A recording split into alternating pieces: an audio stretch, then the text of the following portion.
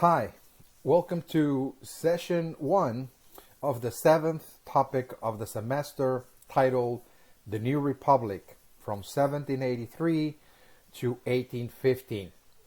So, with this topic, the New Republic, we're now moving into the national period. We're going to cover now the last third of the semester. That is going to look at the first decades of nationhood. So we already covered the colonial period. We looked at three topics of the colonial period that ended with independence. That was the last topic we covered, concerning the colonial era. And now we're going to be moving into the national period, the national era. This is when now the United States is fully independent from Great Britain, and is now going to create its own form of government, if you will.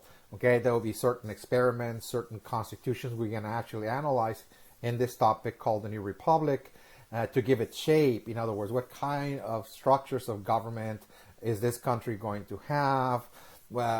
How are we going to actually organize the state? Where is power going to be withheld or stored? What kind of government, in other words, is going to, administer the country politically, legally, economically, and so on. Again, so there will be certain experiments, if you will, political experiments that the United States went through as it gained independence. Again, is going to try to create, of course, its own form of government. This is something that we are actually going to analyze here in this topic. Finally, by 1787, as we'll see, we're going to see the writing of a constitution, the constitution that is currently in existence, that is the Constitution of the United States, that actually finally gave birth to a new form of government. It's called a republic. The United States emerges as a republic in 1787 with the Constitution of 1787.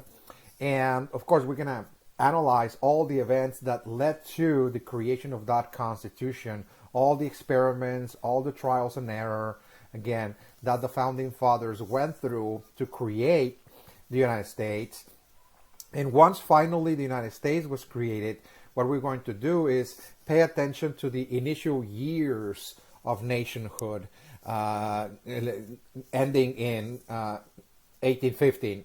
Okay, so we're going to be looking from, again, a period of time from 1783. This is when we see experimentation, if you will, that the country is trying to build a state, which finally in 1787 we're going to see now the building of the American Republic. And then we're going to look at the first presidential administrations very quickly, such as George Washington, Adams, Jefferson, and James Madison, and just see how the first presidential administrations rather quickly were trying to preserve the republic. The republic is going to be seriously challenged during those years, but we're going to see again how the republic is going to actually be maintained during those first four presidential administrations.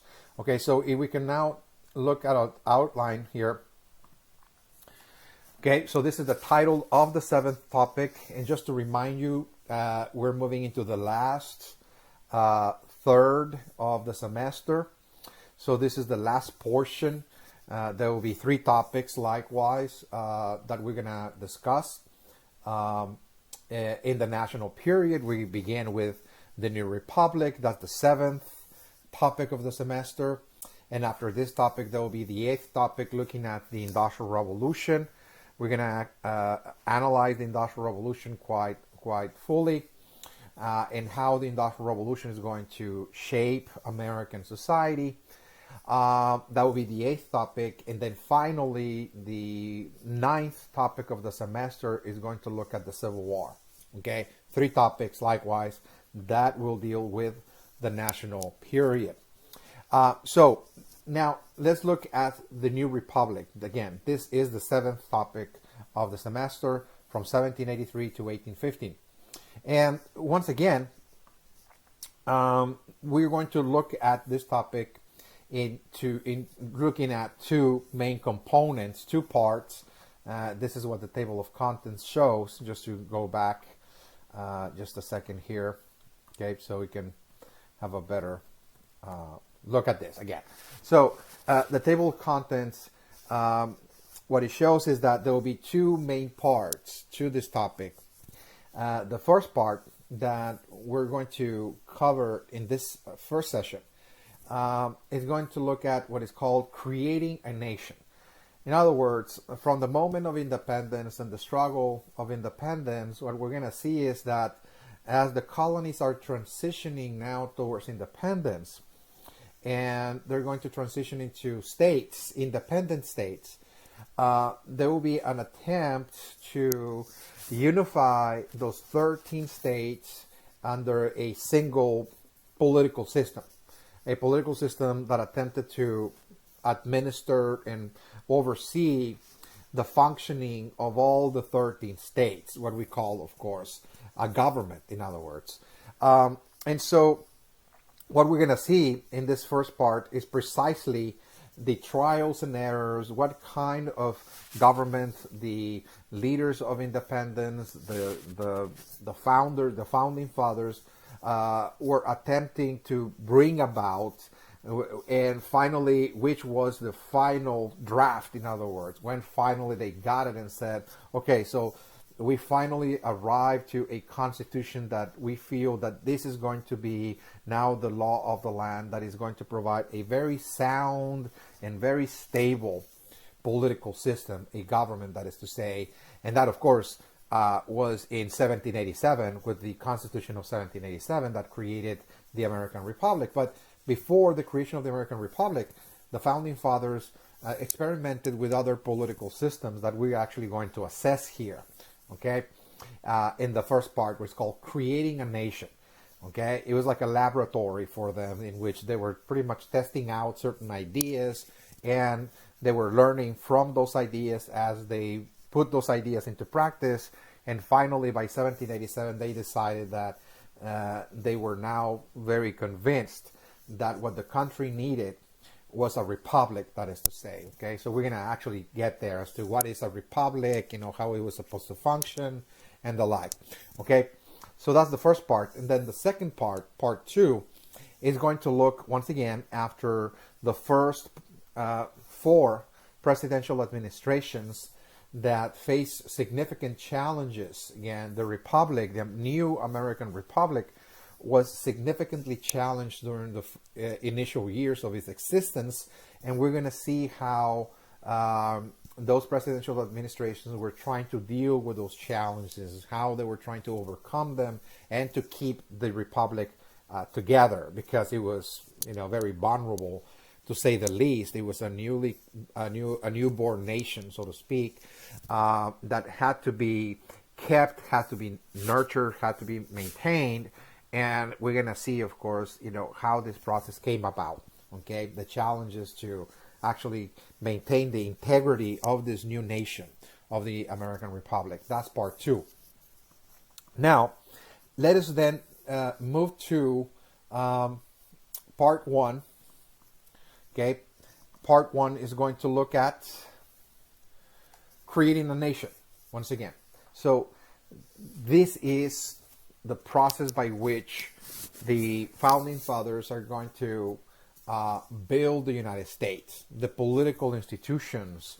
What kind of government was this nation going to have? What will be the ideal form of government? Okay, so this is something that we have explored previously in the 6th topic, in the previous topic dealing with the ideas of the American Revolution. Okay, we covered, for example, the Enlightenment period, that there were philosophers, there were intellectuals in Europe writing about formulating new political philosophies, new political ideas that they believed were going to be fundamental in bringing about the ideal state, that is to say, the ideal form of government. A government that will have political representation and will protect the rights of the citizen, life, liberty, and property, and so on. We cover that quite fully. And so those ideas serve as an inspiration to the leaders of the colonies to declare independence again. So likewise, what we're going to see is that now that the colonies are transitioning into independence, okay, there's going to be a transition phase, a transition period during the revolutionary struggle, during the War of Independence, for the colonial leaders to try to really create a legitimate government for the colonies, as the colonies were fighting for their independence from Great Britain. They required to create a government, in other words, as quickly as possible, that they believed was going to be ideal. By the way, it was not something that they just wanted to bring about in a rush, but rather they gave it plenty of thought. They were highly influenced by the Enlightenment ideas already, and so they just wanted to create a state that they believed would be ideal in order to provide representation to the colonies as they were fighting the British, and also to coordinate the efforts, again, of the colonies in order to organize the colonies militarily, economically, if you will, to win independence. So they required some form of government, that is to say, and this is going to be the very first task of the colonial delegates, again, in the Second Continental Congress. This is the second meeting of the colonial delegates in 1776, which met with for the purpose of writing a document, what is the Declaration of Independence, to send this document to the British Parliament, that the colonies were declaring independence, that is to say. So that was the purpose of the second meeting. It was called the Second Continental Congress, and it was during this meeting, after they drafted the Declaration of Independence, that they resolved to create the government of the colonies, because again, now the colonies are going to fight for their independence, and they hoped that they were going to actually win the struggle, and they require, once again, to create a political system that will provide representation to each of those colonies that were now transitioning towards, again, a new state, a new status, that they were transitioning from being simply colonies, and they wanted to become independent states. Okay, and so they wanted to create a representative form of government. And so during this Second Continental Congress of 1776, they during those meetings, during those assemblies,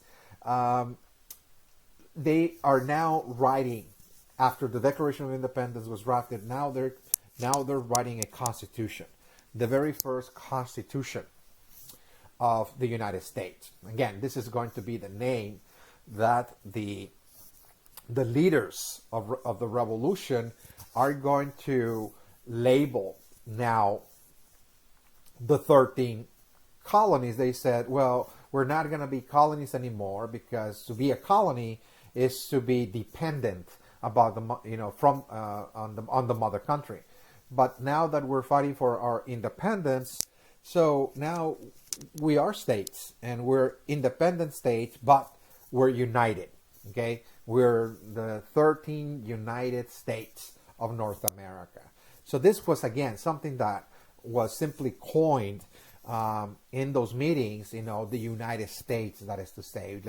Let's come together, unite forces, let's unite our wills, so together we can achieve a common goal, and the common goal is independence itself.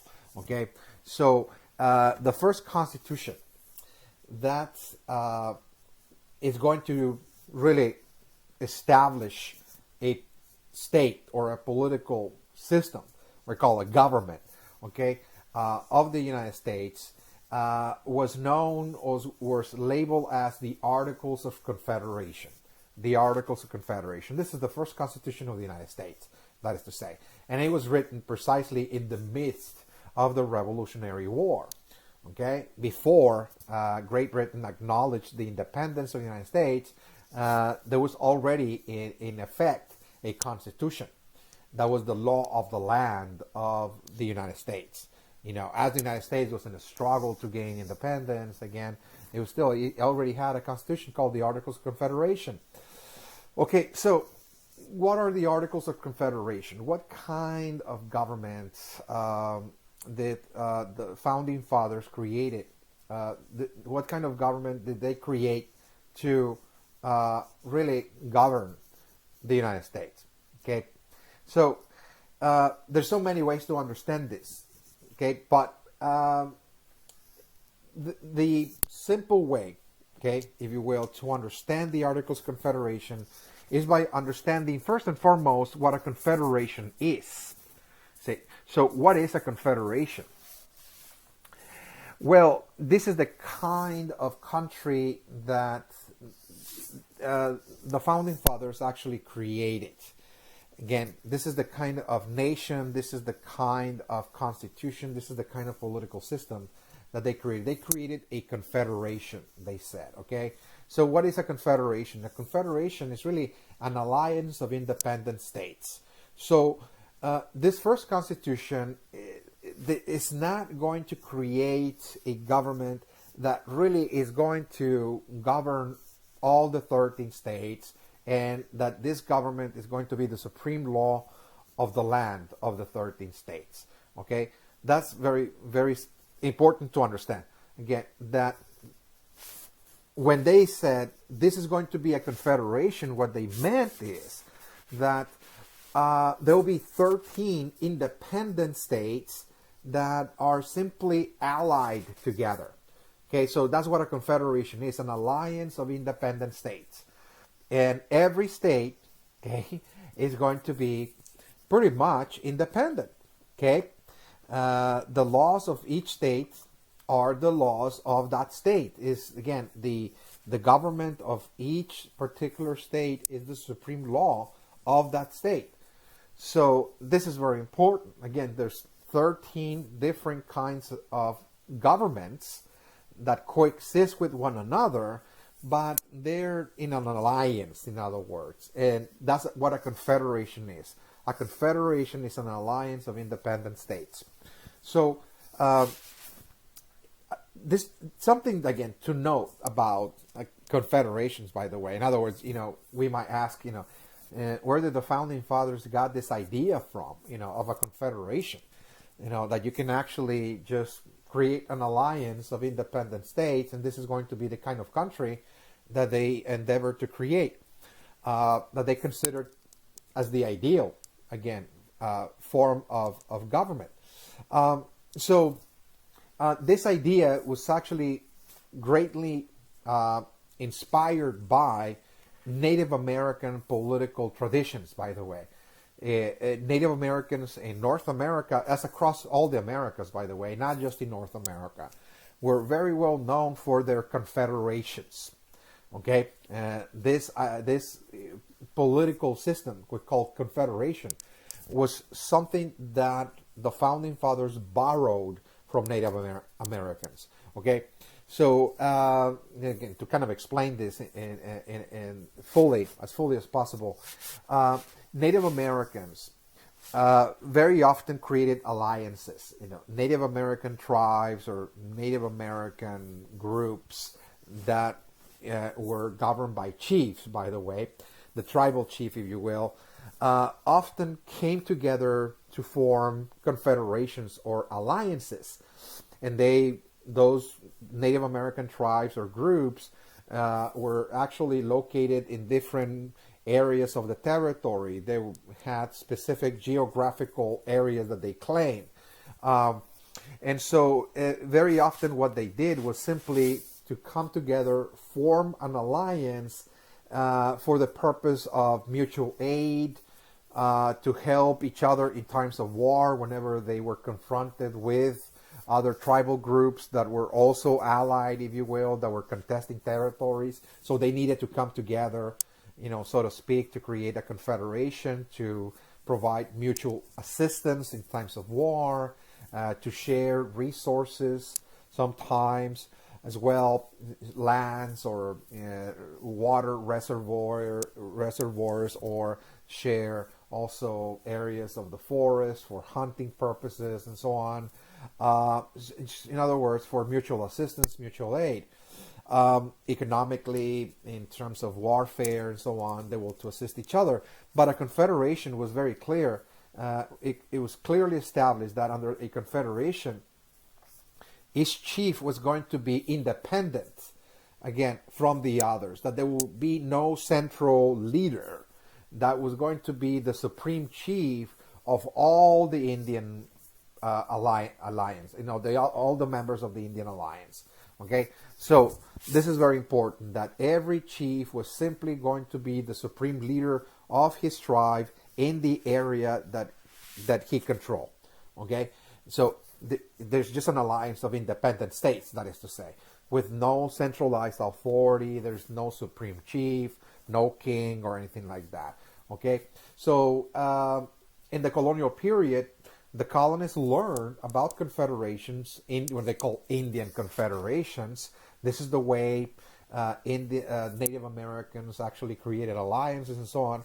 And so they borrowed that idea. They said, well, why not actually create a confederation, okay, in which every state is going to remain independent, and every state is simply going to craft their own laws that are only going to apply to that state. So every state is going to be pretty much autonomous, or is going to really craft its own laws, govern its own people, tax its own people, and this is just going to be an alliance of 13 states. Okay, that's what a confederation is. This is the first constitution of the United States. It actually created a confederation. And there's not going to be a national government per se that was the supreme authority of all the states that are going to actually enact laws for everybody, and everybody has to follow, and so on and so forth. And part of the reason why the founding fathers were not very attracted to that idea to create a centralized state was because they were just coming out from a revolutionary struggle against Great Britain, precisely because the British were trying to centralize authority on the colonies. In other words, this is really a system 3,000 miles away, back in London, the British Parliament, that was trying to pretty much craft laws for all the 13 colonies, pass taxes, and so on. The Declaratory Act we talked about of 1766, in which British Parliament says we are the supreme authority of the colonies, and so on. So they were simply running away from that kind of structure, a centralized structure, and they simply wanted to distribute powers in an absolute manner to the states, that the states were simply going to run their own, their own states, their own laws, their own taxes, and so on. Again, this is simply an association of independent states, and the states are pretty much autonomous. They're self-ruled, that is to say, okay? They're so self-ruled. All the states are self-ruled, and even the towns within each of the states are also going to be running their own affairs with very little intervention from the state government that they're part of, by the way. So even the local towns were to be pretty much controlled by the local population. What kind of laws a town is going to craft? Well, this is what the members of that community, whether it's a city or a small town, a big town, the city dwellers, again, of those localities are going to decide how to govern that locality, that is to say. So, again, it pretty much distributed all powers to the states and the towns, the Articles of Confederation, by the way. So, this is largely inspired by the ideas of Enlightenment, the Enlightenment ideas of political representation. People wanted to be politically represented in the state, and they said, well, what better way to grant political representation than actually allowing the states to govern themselves on their own, pretty much.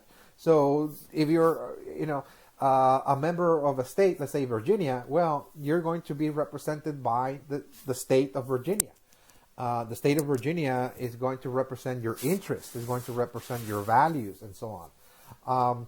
It's going to represent your culture, your needs, and so on. Again, and even the towns, what better way to distribute powers and provide political representation that actually allow the people of the towns to pretty much create their own laws and to be represented by their own city government, that is to say.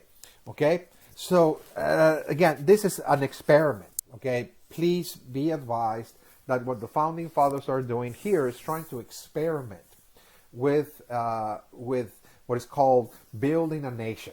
Okay, so we are going to build a nation, but what will be the ideal nation, they said. And they said, okay, so this nation is going to be simply an alliance of states, a confederation.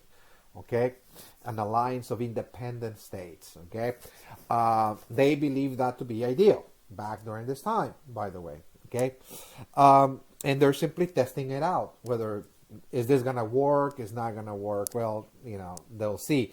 But they believe that this is going to be like a laboratory in which they're going to be experimenting with political philosophies and in the real world. That we have the philosophy here, it's called political representation. Well, let's create a form of government that is going to provide political representation.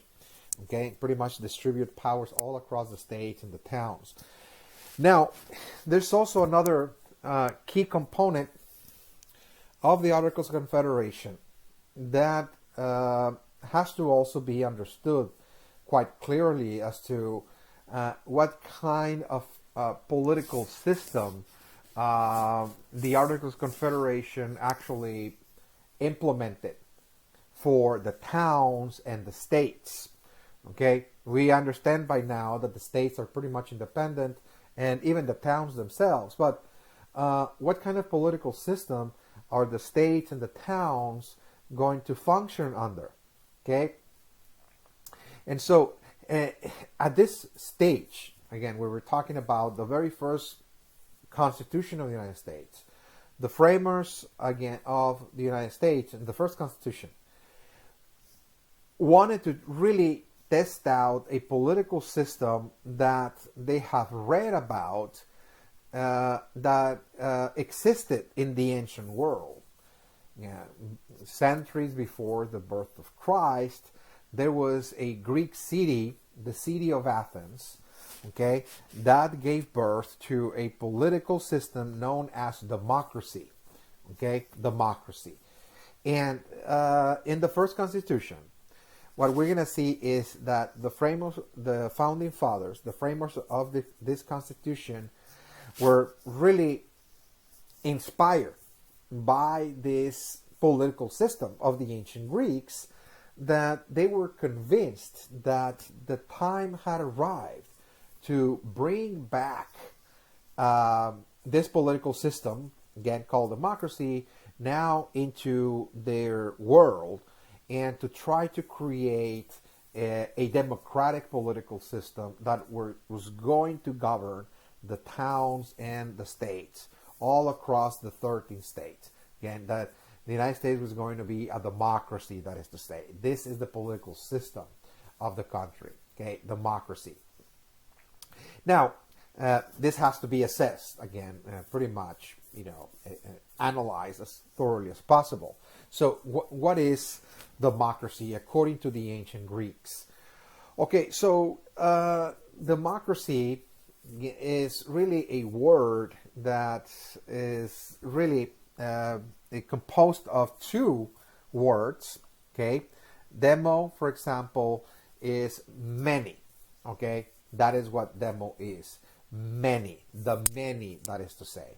Okay, and cracy means government. Okay, so democracy is ruled by the many, that is to say.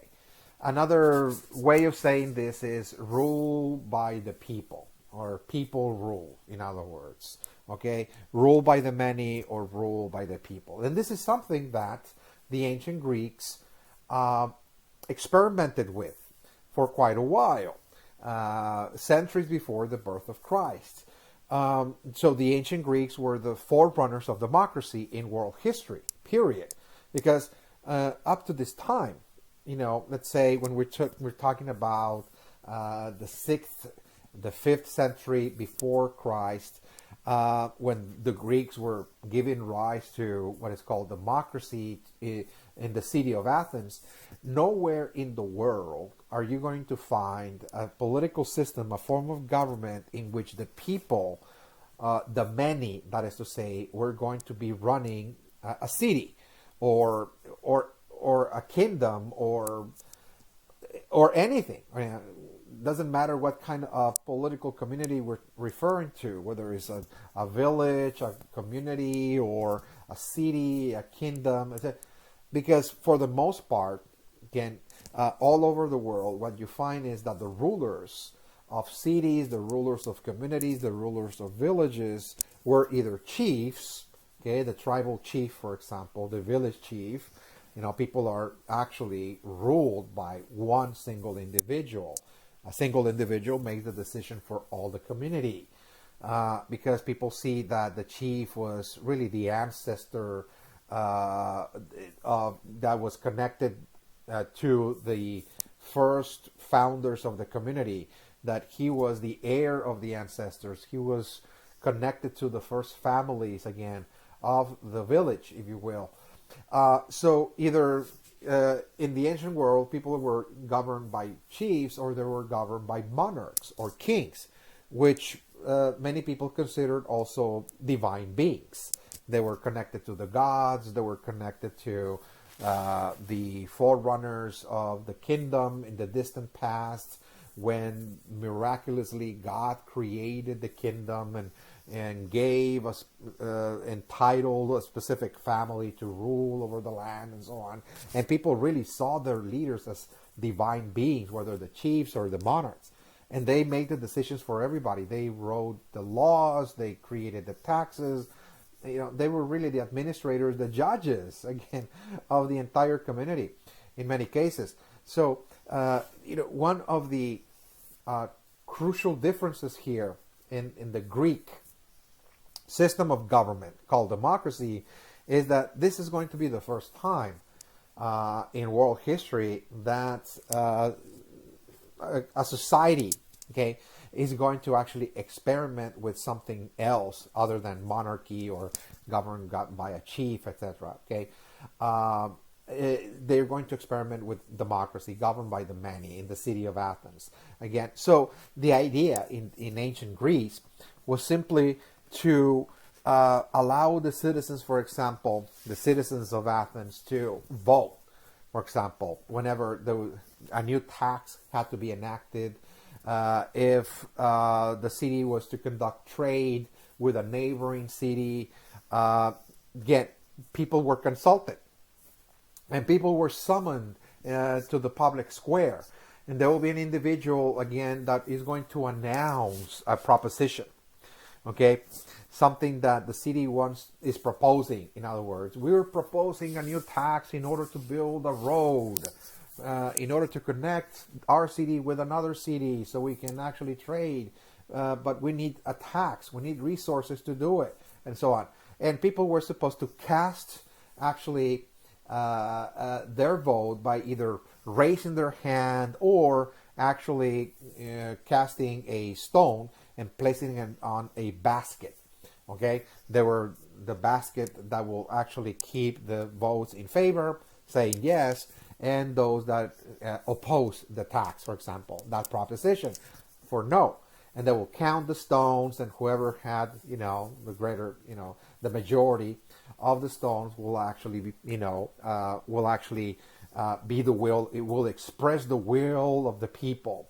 So they said, oh, we have more stones in this basket saying yes. So again, the many has spoken. This is the voice of the people. The majority, the many of the community of the city of Athens have now agreed that this must be done. So we're only just hereby going to exercise the will of the people. We're going to pass this tax to do this public work. This is just an example.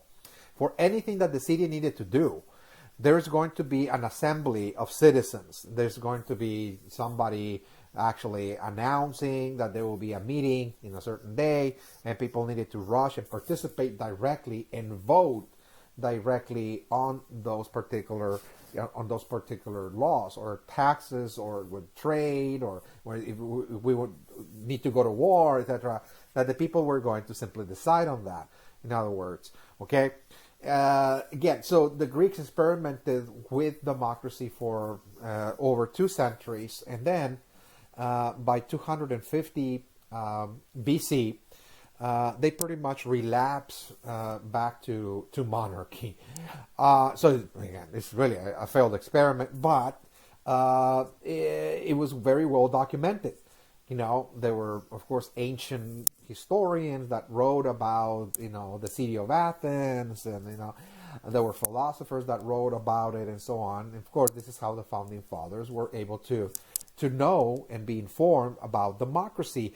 And there was a fascination, okay? The founding fathers were fascinated about the ancient Greeks.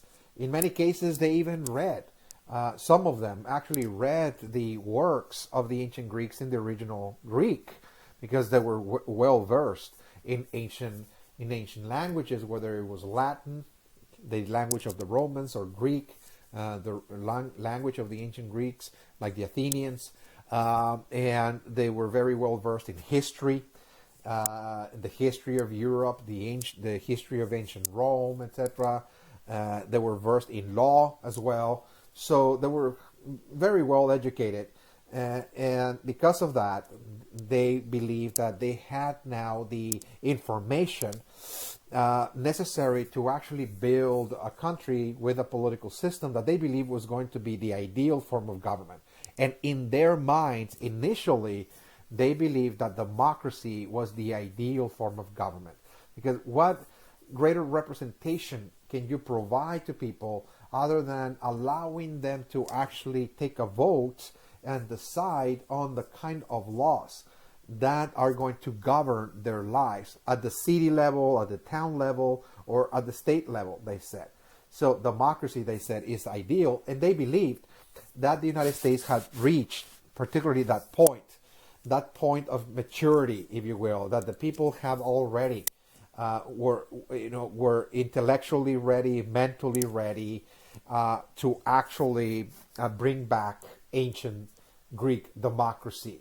That this is the ideal form of government, they said. And they said that many centuries have lapsed between the city of Athens in the ancient world and their world now in the 1780s, to say that now humanity has advanced just enough to be able to govern their own affairs. That is to say, that people were ready to govern their own lives, their own individual lives, to make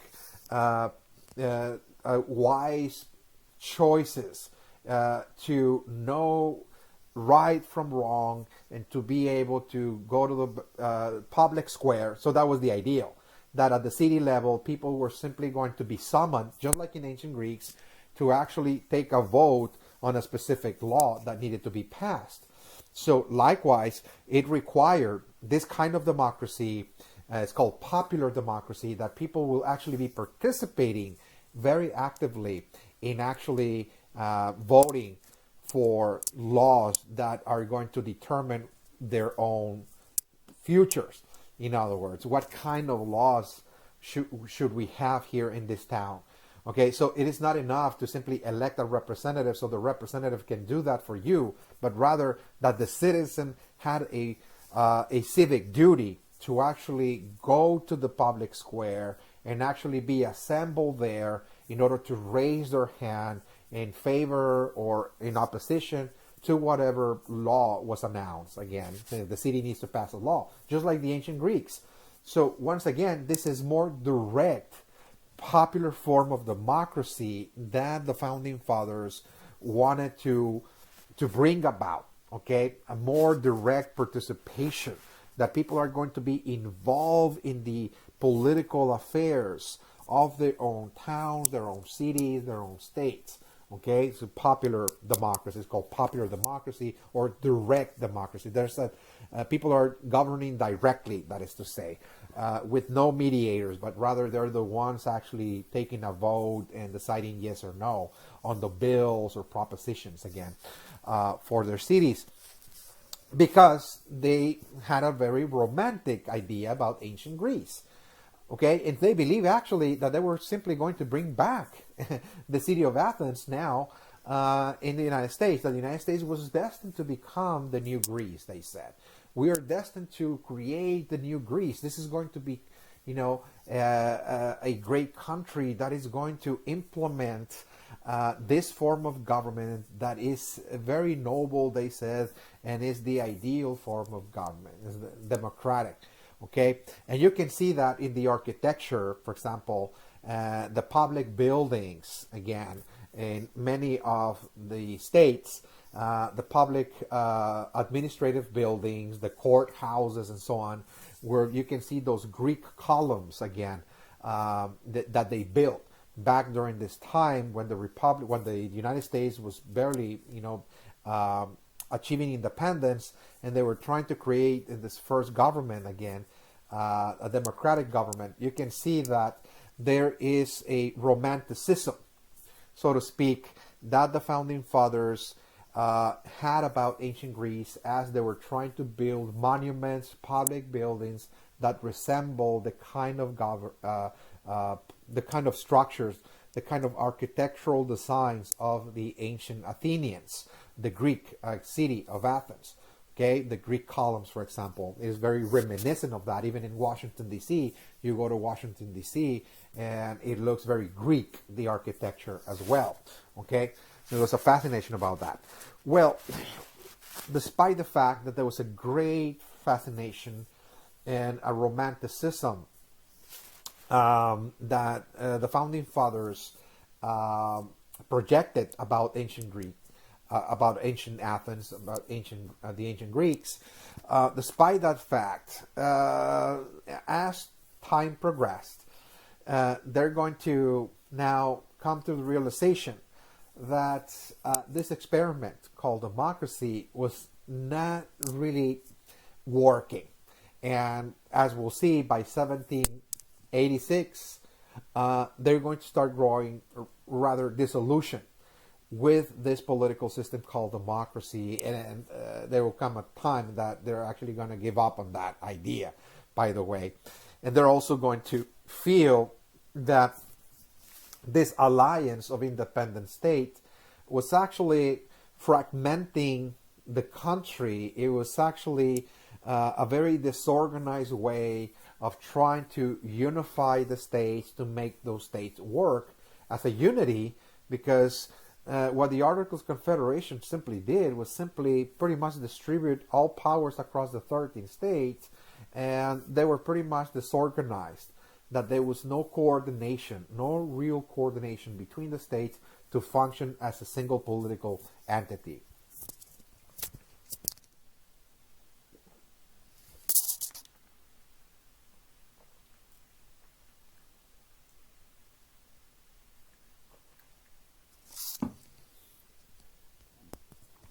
All right, so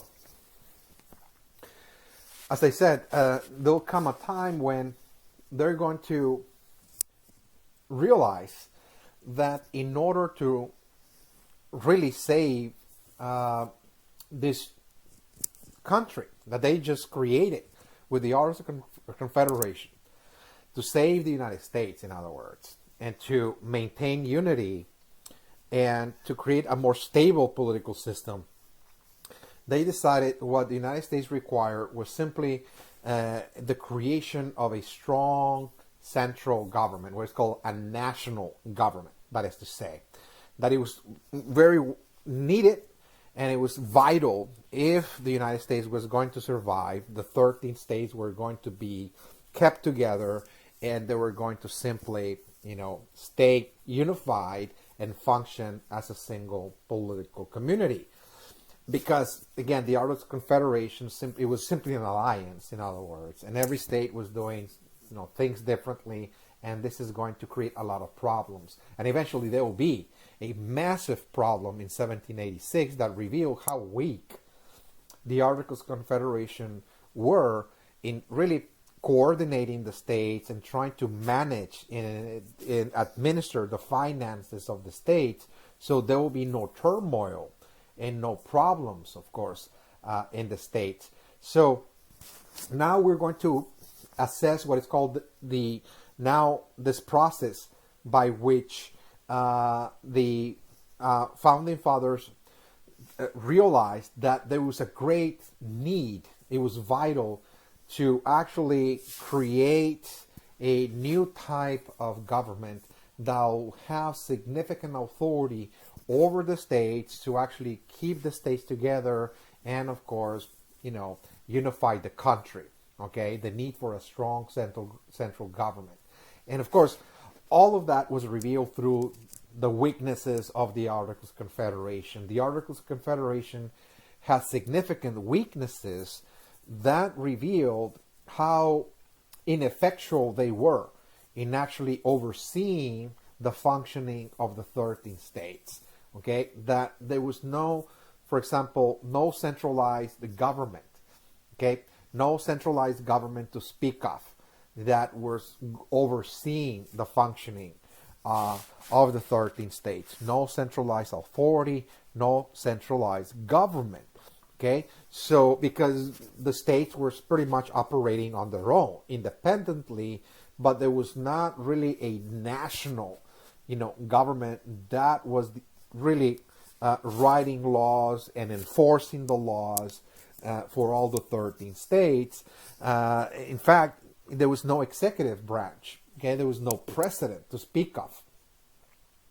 So there's no spokesperson, if you will, that is really representing the 13 states. And there's a reason for that, of course, why they decided to have no executive or no president, is because they're coming out from this process of the revolution, from the independence struggle from Great Britain, and they're simply running away from anything resembling a monarchy. That is to say, they don't want an institution that can turn into a monarchy. So therefore, they're not even going to create an executive. Period. Okay, no executive branch. There will be no person that is going to be the spokesperson at all, again, of the country under the Articles of Confederation. So that's another weakness, because there seems that there's not even a spokesperson, again, a director or somebody that is going to actually speak for the country here. Okay, so the Articles of Confederation lacked that as well. Okay, that's another weakness. Okay, is going to really, the Articles of Confederation is going to have a Congress that was supposed to be the national government, but this Congress was just like a forum that is going to hold meetings of delegates coming from the 13 states, but this Congress was very, very powerless. Okay, the 13 states were supposed to be ruled by a Congress. Again, this is a representative political body in which all the 13 states are represented in this Congress by simply sending members every state to this Congress to represent the interests of each individual state. But this Congress, for example, was so powerless that it couldn't levy taxes, for example. Okay, it could not levy taxes to pay for simple administrative functions. Okay, it could not levy taxes on the states. So if taxes needed to be levied, the states will have to do that by themselves on their own. Okay, so only the states can pass tax laws that will tax the people of that state only, because this national Congress has no power to levy taxes on the states. Okay, so this is going to be problematic, because if there's, for example, pending dues like a foreign debt, okay, that needs to be repaid by the United States, well, this Congress is not going to have the ability to raise revenues to pay for that foreign debt. It cannot levy taxes, for example, okay, on the states to do that. So the states will have to actually do that on their own. This is again something that we're going to see, of course, down the line in just a few minutes here. The problem of taxes and paying foreign debt, for example. There's another, of course, problem with this Congress that made it totally ineffectual. And that is that in order for Congress to pass any law, okay, for example, laws concerning interstate trade and so on, all the 13 states need to agree. Okay, it's an absolute majority. So this requirement of an absolute majority that all the 13 states have to vote yes in order for Congress to pass any law is called congressional unanimity. Unanimity means that it's an absolute majority. We need 100% approval that all of the states are going to agree on a specific proposition to turn it into law. But as we already know, there's always disagreement. Okay, there's always disagreement. There's always, one state that will oppose a law that they believe is going to benefit other states, but not their own. And so there's always going to be states voting no in any proposition. So this Congress was not really working. It was not really getting anything passed because there's always dissent. There's always disagreement. That actually ends up, pretty much doing away or killing a motion here that, okay, so we brought up this issue, we're proposing a bill, but because one single state, despite the fact that all the other 12 voted in favor, but a single state voting against, with that, again, that was enough to kill that bill, in other words. So nothing is getting passed, nothing is getting done because of this unanimity, if you will, congressional unanimity. Unanimous decision is absolute agreement. Okay. Also, the Articles of Confederation did not provide for a uniform currency. Okay, that's another issue. There's no uniform currency to speak of during the Articles of Confederation, like the U.S. dollar, for example. The U.S. dollar is not, yet developed, is not present at this time. So there are 13 different currencies. 13 different currencies functioning simultaneously side by side. So Virginia has its own currency, New York likewise. You go case by case. Every individual colony is using their own currency to pay for their own expenses, to carry out their own trade, to issue loans and in their own currency. So interstate trade is going to be extremely slow because every time a merchant is bringing goods from one state to another, they have to exchange their currency into the other currency of the other state in order to buy products and in order to carry out transactions or buy goods because he's traveling and so on. It's almost like going into another country. For example, somebody going into Mexico, for example, you have to exchange your dollars for pesos at the border because it is easier to really, spend money in Mexico with Mexican currency. If you're buying products there, if you're going vacations and so on, yeah, they'll take your dollars almost anywhere, but it will be easier if you just change, if you will, okay, to pesos. So likewise, it's a similar, issue here that is making interstate trade and commerce very, very slow, and also foreign overseas trade as well, because when foreign merchants arrive to the United States, they're faced with 13 different currencies, whether they're Dutch companies or French companies, doesn't matter. If they're to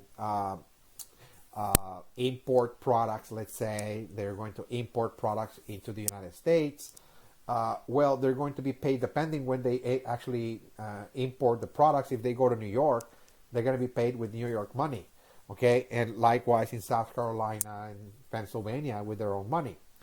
So this is going to be also quite problematic as well, okay? No uniform currency. And last but not least, another weakness of the Articles of Confederation is that the Articles of Confederation did not really provide for a standing army. Okay, so there's not really a U.S. army to speak of at this time. The Articles of Confederation pretty much awarded that responsibility, that duty to the states, to the individual states. So every individual state must raise their own armies that were back during this time known as the militias or volunteers.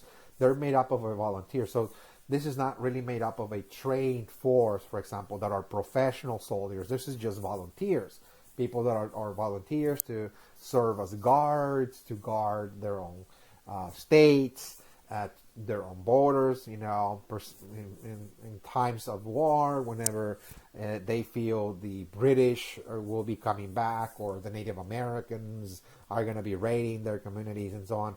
Again, the militias are going to be the ones defending their own states. So there's no, again, standing army. And the problem is that they are surrounded, by different groups that are not necessarily very friendly to the United States. The British are in Canada to the north. We got the Spanish in Florida. Okay, Florida is still part of Spain. Is not necessarily hostile to the United States, but it's not necessarily that friendly as well. And there's the Native American groups and the frontier as well. So again, this new nation was pretty much undefended, so to speak, because it had no unified army. Okay, so what was very revealing is that the Articles of Confederation was really, again, supposed to be, again, kind of an ideal form of government that pretty much store all the powers in the state, but left those states pretty much very disorganized because he had no national, again, government that was going to supervise the finances, collect revenues by passing taxes to pay for foreign debts, for example.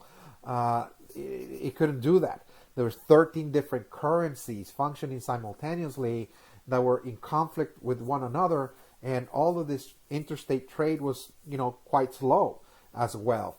Okay, it was, limiting the rate of trade and commerce and exchange between the states as well. Congress couldn't levy taxes, couldn't pass laws without the approval of all the 13 states, so nothing was really getting done. And again, at some point, those weaknesses are going to be revealed in 1786 when there is going to be now a crisis of the states. The states are going to enter into a stage or a state of crisis. Okay, just one second.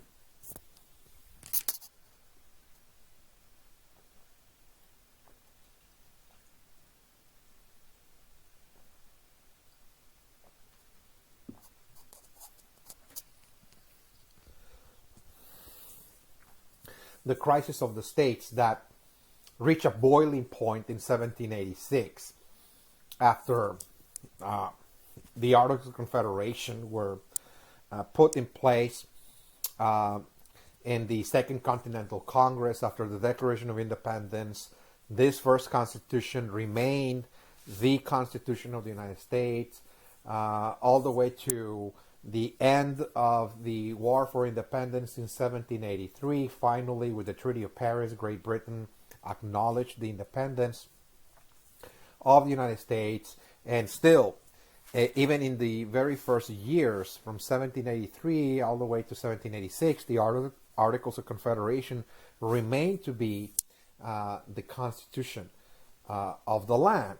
That is just, again, pretty much, yes, it is creating a country, but this country was like an alliance of independent states. Very similar to what today is the European Union. Again, the European Union is very similar. It's like an alliance of independent states. Okay, they're independent nations that decided to pretty much come together and create a union, again, of European countries, and that is the EU, the European Union. And of course, right now, the European Union is pretty much well developed, has evolved to the point that it had created the euro, that is a currency that is, pretty much the currency of all the members of the European Union, and so on and so forth. So yes, it's really evolving, if you will, to pretty much unify, to really bring together all of those really different countries with different cultures, with different histories and traditions, to bring them together under a single system. But it takes time. Again, it takes time to get there, of course. But here we see something similar under the Articles of Confederation. The Articles of Confederation were pretty much creating like a union, if you will, of independent states. Independent still. The states are very jealous of their independence. They want to cling to their autonomous traditions. What that autonomous traditions means is that they want to be self-governed, self-ruled. They don't want to share, in other words, authority with another state. Okay, so they don't. For example, Virginia doesn't want to share power with, let's say, New York. Okay, they're jealous. There's a rivalry, by the way, between Virginia and New York. By the way, those two states, there is a competition. There's a rivalry between those two states, and so they don't want, let's say, if you're from Virginia, New Yorkers to be interfering in Virginia, and vice versa. So because they have jealousies and rivalries, they rather pretty much be part of this union, if you will, this confederation, this alliance, but they don't want, again, a centralized authority that they will have to abide by, because they fear that this centralized authority might be controlled by one or two or three states, and that they're going to pretty much enact laws against all the other states. So they rather remain pretty much on their own, self-ruled, self-governed, if you will. But despite that fact, there's going to be a crisis, okay? Because they're so disorganized, because they're very fragmented, they're not very unified, and because they're mismanaged in many cases. Okay, the Articles of Confederation are going to be revealed as extremely weak, and because of that, there's going to be a crisis on the rise by 1786 once again. So what is, again, the origin of this crisis, the crisis of the states? Well, this crisis originated when Congress was faced now with a dilemma after independence was recognized in 1783, and the dilemma is to pay for the loans that the Dutch and the French extended to the colonies during independence to finance the war effort. Okay, there were Dutch creditors that loaned money to the colonies to buy war materials and so on, horses and the like, food supplies, to fight the British. So now that the United States has now gained independence, is fully recognized, now they're knocking on the doors of Congress and saying, well, now we're coming back to collect our dues. There's certain pending loans, and we're here to collect them, in other words. But Congress, as I mentioned, under the Articles of Confederation, has no authority over the states concerning taxes. Okay? And the reason why Congress was disempowered by the Founding Fathers to actually collect taxes had to do with the Navigation Acts, by the way. The Navigation Acts. The experience of the British Parliament taxing the colonies left them with, a very sour taste, if you will, of any branch of government, whether it's a monarchy or a parliament or a Congress, having the authority to tax. So they said, no, yes, we are going to create this Congress for the United States, but it will have no authority to tax the states. The states are going to simply tax their own people. So Congress has no authority to levy taxes, to pay for foreign creditors, but what Congress can do is turn around and inform the states that there are pending dues, which, by the way, every state has their own individual debt to the foreign creditors, okay, that they must pay to. So Congress is simply turning around and saying, you, the states, you have to come up with those monies. You are the ones that have the power to tax your own people. So you create your own tax laws, tax codes, however you see it fit. Okay, so it's not going to be a uniform, tax law that it will be implemented, enacted all across the United States. There's going to be different tax laws that every state is going to enact to come up with monies in order to pay the foreign creditors. Okay, so this is going to be a very disorganized, plan of action, because every state is going to, devise different laws. Some of them are going to be somewhat lenient, but others are going to be very harsh, very intense measures, very, very harsh measures to actually come up with those monies again. They're guided by their own ideas, okay, about how they need to tax their own people. And again, this is going to create problems because some of those states are going to pass very harsh tax laws, like Massachusetts, for example. Okay, as we'll see, Massachusetts is going to have one of the most, the harshest tax laws that actually are going to target farmers. Which, by the way, back during this time, 80% of the population in the United States are farmers. So who are the ones that are going to pay most of the taxes? The farmers, that is to say.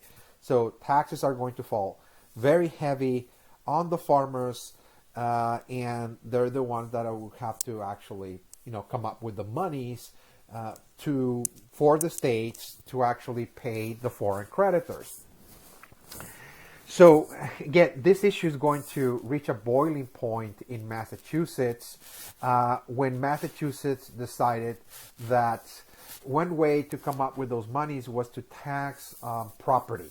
Okay, it's called property tax. Well, you own a piece of land. Okay, well, there's going to be a property tax. Okay, that you need to pay every year. There's property taxes, and so if you don't pay those taxes, which were elevated, were high property taxes in Massachusetts, the state of Massachusetts is going to seize your property and is going to put it on the market. Is going to sell it for an investor, for a merchant, for a landlord to come in and actually buy your property. And from that sale, the state of Massachusetts is going to raise revenues to pay for their foreign creditors.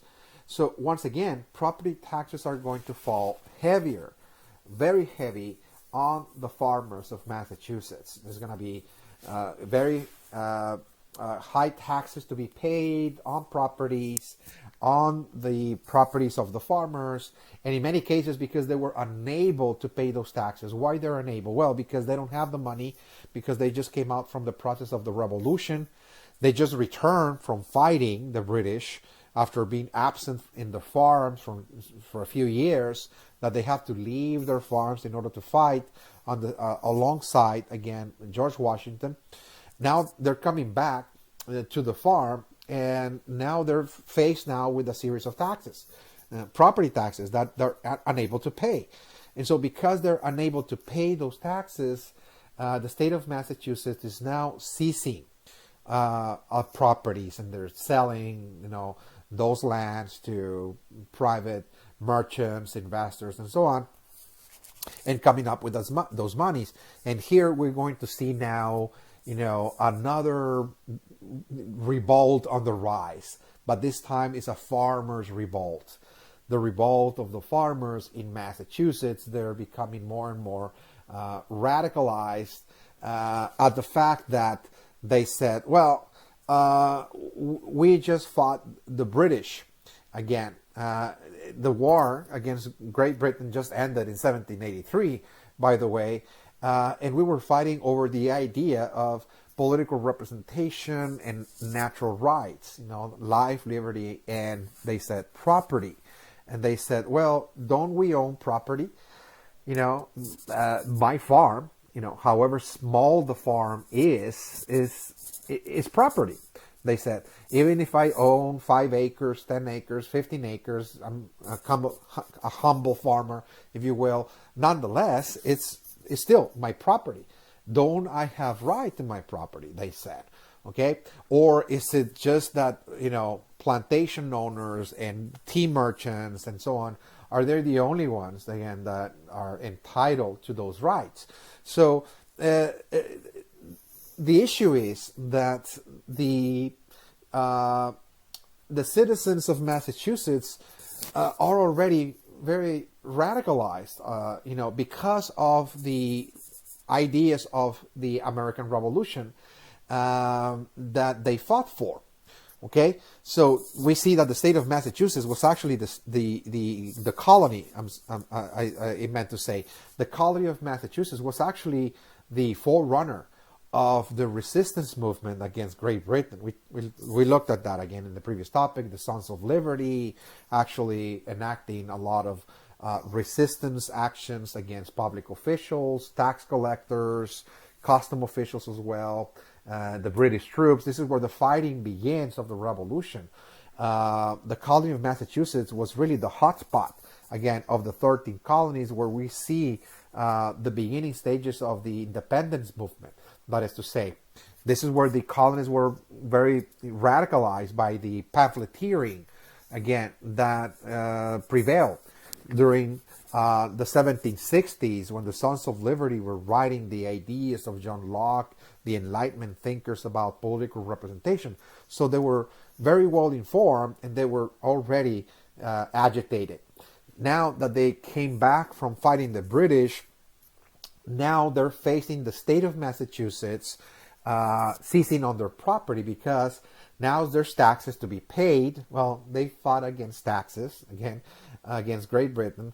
Now they come back to the state, and now they're facing taxes, but those taxes come from the state of Massachusetts. And because they are unable to pay those taxes, now, of course, they have to now allow the state to seize, to confiscate their farms and sell their farms on the market, that is to say. So, of course, we see growing numbers of farmers, growing discontent. They're being evicted from their lands, from their farms, and there's a growing number of them now on the rise in Massachusetts. They're extremely agitated, they're extremely angry, and now they're the ones that are actually harassing the tax collectors, again, in Massachusetts. Okay, they're not British, they're actually from Massachusetts. As they're collecting taxes, they're going to also be harassed by the angry crowd, the farmers, that is to say. They seize upon them, and they they act very violently against them, and so on and so forth. Okay, so what we see is also a boiling point in Massachusetts. This boiling point is going to finally, in 1786, turn into a rebellion. That is to say, when one of those farmers by the name of Daniel Shays, who actually fought in the American Revolution, fought for political representation, for property rights, to fight the British against taxation and so on. Now he lost his property as well. After the war, he returns to his farm only to find out that he is losing his farm because he's unable to pay those taxes. So Daniel Shays is extremely angry, and he's going to now assemble the growing number of farmers in Massachusetts that are already very agitated, very angry, and he's going to actually lead them into the capital, Boston, in 1786. He's marching along with them. There's like 2,000 farmers led by Daniel Shays, and that are marching towards the capital because they hear news that there's going to be a new meeting. The politicians are going to be meeting in the Congress of Boston, again, the government of Boston, to discuss new taxes. They said, oh, they're gonna talk about new taxes. There's a possibility of new taxation. So they march into Boston. They seize the public buildings, the courthouses, and so on, to prevent the meeting from taking place, to prevent politicians from actually meeting to create new taxes. And this turned into an open rebellion. They're angry against citizens, seizing public buildings and threatening to pretty much seize the control of the state. Again, Daniel Shays is the leader, and Daniel Shays is actually telling people that what they were doing, it was something that was legitimate, because they said, we live in a democracy, he said. Isn't this a democracy where the many is in charge of the state? And what he said is that, well, we are the many. Okay? We are the farmers that constitute the majority of the population. And because we have a common grievance, so therefore, because this is a democracy, we have the right to seize the control, again, of Massachusetts to create a new state. And so what he's actually proposing is, look, we have the right to create new laws. We have the right not to pay those property taxes. And we have the right to abolish all debt. So if we have a pending debt to be paid, like property taxes, then we can simply abolish all of that. Okay? We have the right to distribute land. You know, he's talking about land distribution for landless farmers, that their farms were lost, that they lost their properties, in other words. He's actually promising that. So he's actually talking about those ideas that were very appealing to the masses, but the government of Massachusetts is not really considering this as legitimate. What they see is that now there's an open rebellion, again, taking place in that state, and the whole government of Massachusetts, this whole state is at stake. In other words, that the farmers were about to take over the state and pretty much craft laws that were going to simply benefit the farmers, that is to say, okay, abolish all taxes, abolish all debts, and distribute land to the landless farmers and so on. He's actually making those promises. And so because, you know, the kind of government, the political system of Massachusetts was a democracy, people felt that this was legitimate. After all, they said, you know, this is the will of the people. You know, isn't democracy ruled by the many? Well, we are the many, and so on. So again, this was Daniel Shays' rebellion, really the critical point that revealed that the Articles of Confederation was not working, that it was creating a crisis again in the states, the crisis of Massachusetts, that there was an uprising, open rebellion by the masses who felt justified to seize control of their own Congress, of their own laws, and pretty much take over again those states. And they now threaten the political stability, not only of Massachusetts, but the political stability of the other states as well, of the Union. So the leaders of Massachusetts, the government of Massachusetts saw that democracy was now turning into what they call mobocracy, that the rule by the many was taken too far, in that now in Massachusetts what we see is that it's not really ruled by the money, but ruled by the mob, mobocracy, that the mob is in control, that is to say. The mob, the crowd, again, the gangs of people are now in control of the state of Massachusetts. It was very alarming. So, of course, this idea of democracy is going to be now very rapidly being discarded, okay, by the founding fathers again. So all across the states, people are watching in Massachusetts with horror at the fact that, again, there's an open rebellion and the farmers are threatening pretty much to take control of an entire state, and that they're seizing public buildings and so on, and they want to simply seize control of the government of Massachusetts, again, that the mob, again, is really in control of Massachusetts, mobocracy. So, of course, there's going to be a growing disillusionment with democracy, and now what this reveals is that the problem that the leaders of each of those states identified as to be what is the source of this problem is that we have a very weak form of government. The Articles of Confederation created a very weak Congress that could not even fulfill simple functions as to tax the states, to come up with monies to pay for foreign debt, for example. And because he couldn't do that, it left that burden to the states, but the states are creating a mess, like Massachusetts. It was actually seizing the property of the farmers because it was so desperate to come up with the monies to pay for the foreign creditors that it actually created the conditions for a farmers' revolt, Daniel Shays rebellion.